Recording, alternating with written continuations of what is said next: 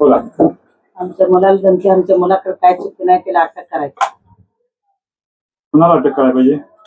ते कोण गायकवाड साहेबाला. काय घरात बसून मारणार असं तिने म्हटलेलं आहे. हो, घरात बसून मला इथे येऊ दे की घरात बसून आम्ही बी मारू तिला. आम्ही का तिच्यावर बांगड्या भरलेला आहे का? आम्ही मरदा ही म्हणाव तिला. आता सध्या बोलवून घ्या तिला, मारू आम्ही.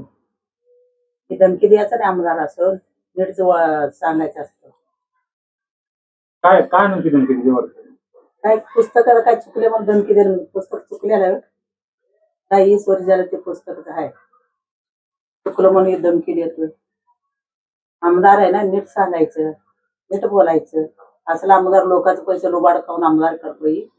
भाड्या तिला ही म्हणा माझ्या दारात, तिला चट्टी घालून मारून टाक तिला भाड्याला. एकुलत्या मुलग्याला ही करतो धमकी. कोण नाही का तिला? आम्ही हाय डिग्गान माणसं.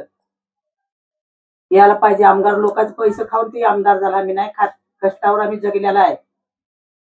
लोकांचे लुबाड पैसे खात नाही आम्ही, कष्टावर जगून मुलं मोठी केलेला आहे. दारू पिऊन बोलतोय मुत ती म्हणा, मुतून ठेवतो ही म्हणा इथं दारात माझ्या. आमदार असला तर भाड्याला चक्का साडी नेसूनच लावते इथं माझ्या दारात, तिला सोडणार नाही. माझ्या संग बोल म्हणा भाड्याला. माझ्या मुलगा संग काय बोलतोय ती? मुलगा कुणाच खाल्लं नाही, पदरचं पैसे घालतोय साऱ्याला. भाडका बैलबुद्धी भाड्या. माझ्या मुलग्याला म्हणतोय ती बसणार आम्ही राजनगर परपंच करतो. लई घाण रेखत देत नाही मी का मुलगा 4 माणसात वागतो म्हणून. या मदार करतो भाडकावर. आमची मालगी तिला खाली करायचं आहे. तिला साडी नेसणार आहे.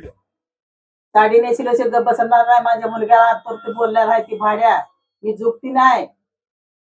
रेणुका आहे माझ्यात, रेणुकाचा मुलगा आहे, परशुराम आहे.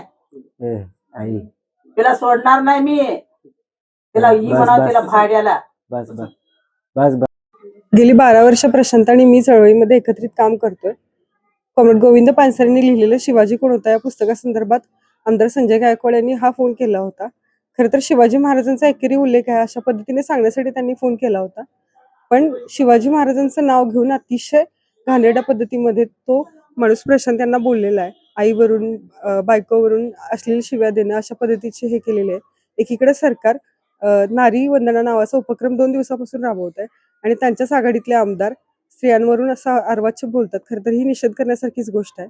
शिवाजी कोण होता ह्या पुस्तकाबद्दल बोलायचं झालं तर 350 वर्षापेक्षा जास्त काळ होऊन गेला तरी देखील राजांनी असं कोणत्या प्रकारचं काम केलं होतं की ज्याच्यामुळे आज सुद्धा सामान्य जनता राजाला आपला राजा मानते. याबद्दलचं लिहिलेलं लिखाण ह्या पुस्तकामध्ये आहे. पुस्तक न वाचता फक्त हेडिंगवरून पब्लिसिटी स्टंट करण्यासाठी या आमदारांनी ह्या पद्धतीचा प्रकार केलाय. एखादा लोकप्रतिनिधी जर अशा भाषेमध्ये बोलत असेल तर सामान्य माणसांनी करायचं काय हा प्रश्न या निमित्तानं मला पडलेला आहे. आणि जर मुख्यमंत्र्यांना माझी विनंती आहे की अशा पद्धतीचे जर तुमचे आमदार असतील तर तिथल्या मतदारसंघातील स्त्रियांनी काय करायचं. त्यामुळे जर तुम्ही शिवाजी महाराजांचा खरोखर आदर करत असाल, ज्या राजानं परस्त्रीला माते समान मांडले, तर तुमचा आमदार अशा पद्धतीचं एखाद्या आईबद्दल बोलत असेल, बायकोबद्दल बोलत असेल तर असा आमदार तुमच्या पक्षामध्ये तुम्हाला चालत असेल काय? आणि जर चालत नसेल तर तुम्ही त्याचं निलंबन करावं, त्याच्यावर कारवाई व्हायला पाहिजे. आम्ही आज FIR दाखल करतोय आणि आज त्यांना अटक करा अशी मागणी देखील करतोय. भाऊ, शिवाजी कोण होता या पुस्तकाचे जे प्रकाशक आहेत प्रकाश अंबी यांना तुम्ही शिवगाळ केल्याचा एक ऑडिओ व्हायरल होतो. काय नेमकं ऑडिओ तो व्हायरल झाला. काही तोडून मोडून त्याने त्याच्यामध्ये शब्द काही कट केले, काही ठेवले.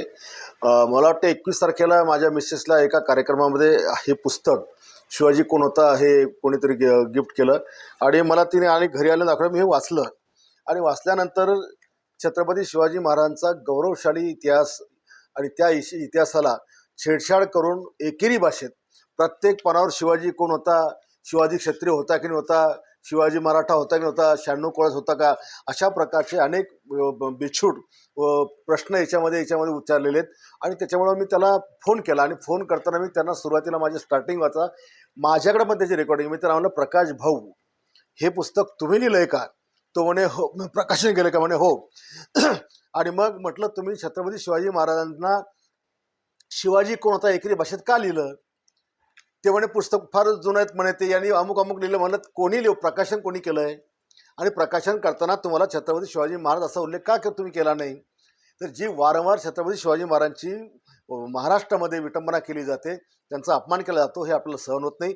आणि मग बोलता बोलता तो म्हणे, मी ब्राह्मण आहे म्हणून तुम्हाला असं बोलतं का? म्हटलं, मी तुला बोललोय का तू कुठल्या जातीचा आहे? ब्राह्मण आहेस का तू? ब्राह्मण आहेस का? मी असं तुला विचारलं का म्हटलं? आणि मग तो म्हणे गोविंद पानसरे. म्हटलं, मला काय घेणं गोविंद पानसरेची, ते वर गेलेत, जा तिकडे तू.